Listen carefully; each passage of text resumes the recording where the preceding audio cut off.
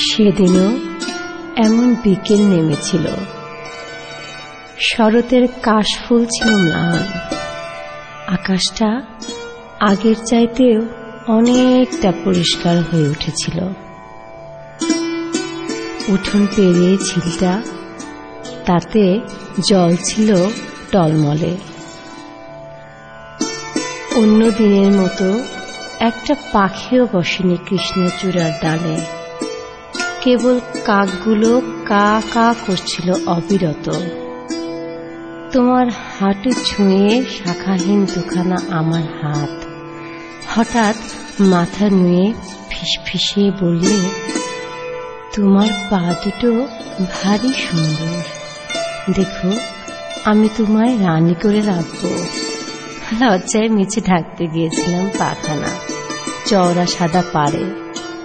দাওনি সেদিন, শুধু চেয়ে চেয়ে দেখেছিলে।